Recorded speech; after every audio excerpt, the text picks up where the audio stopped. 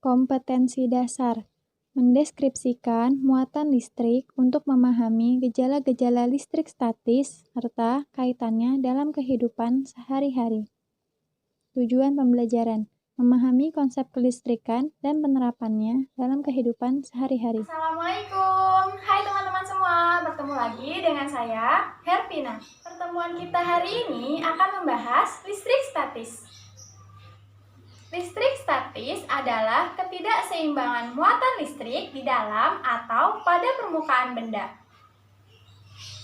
Muatan listrik muncul karena adanya perpindahan elektron dari satu benda ke benda lain. Terdapat dua buah muatan listrik, yaitu muatan listrik positif dan muatan listrik negatif. Dapat dikatakan bermuatan positif apabila jumlah proton lebih banyak daripada jumlah elektron. Dan dapat dikatakan bermuatan negatif apabila jumlah elektron lebih banyak daripada jumlah proton. Sedangkan benda yang tidak bermuatan disebut netral. Nah, teman-teman, kalian sudah tahu kan, muatan listrik terdiri dari muatan positif dan muatan negatif. Ternyata kedua muatan tersebut bisa menghasilkan gaya loh. Yap, hukum Coulomb lah yang menjelaskan gaya yang terjadi antara kedua muatan tersebut. Ayo, teman-teman, ada yang tahu nggak apa itu hukum Coulomb? Hukum Coulomb adalah besar gaya tarik-menarik atau tolak-menolak antara dua benda bermuatan listrik berbanding lurus pada muatan masing-masing benda dan berbanding terbalik dengan kuadrat jarak antara kedua benda tersebut.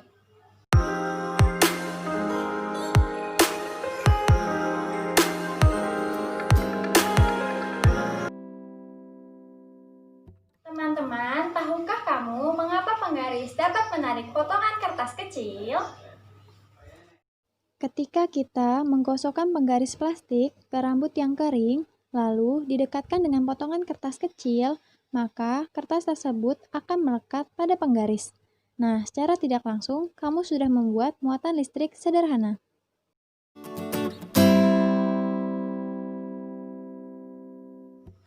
Teman-teman, tahukah kamu mengapa sebatang kaca yang digosokkan dengan kain sutra akan bermuatan positif? Dalam kasus ini, ketika batang kaca digosokkan dengan kain sutra, maka batang kaca tersebut akan kehilangan elektron yang berpindah menuju kain sutra, maka batang kaca akan bermuatan positif.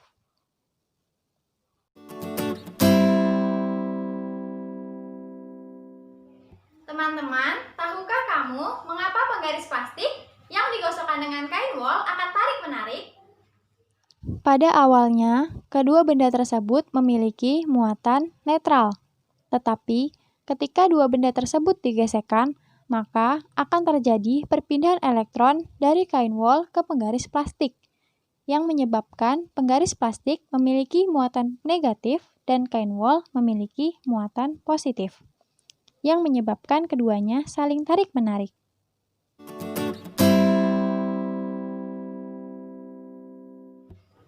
Ketika balon digosokkan dengan kain wol, kemudian balon didekatkan dengan rambut, maka balon dan rambut akan tarik-menarik. Kira-kira kenapa ya?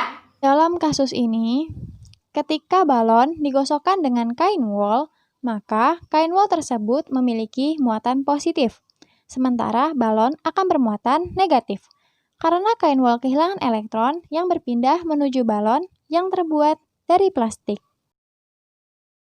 Sementara, rambut cenderung mudah melepaskan elektron dan menjadi bermuatan positif.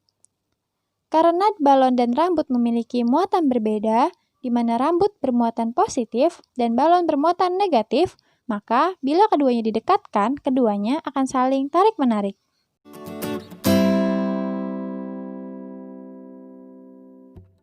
Tahukah kamu mengapa debu dapat menempel pada layar televisi?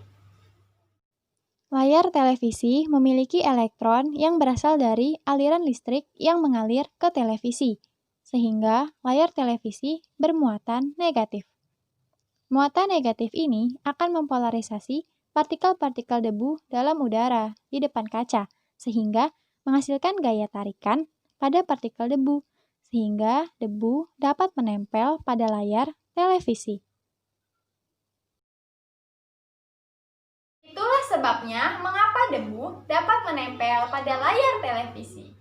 Sekian video yang dapat saya sampaikan, kurang dan lebihnya mohon maaf. Wassalamualaikum warahmatullahi wabarakatuh.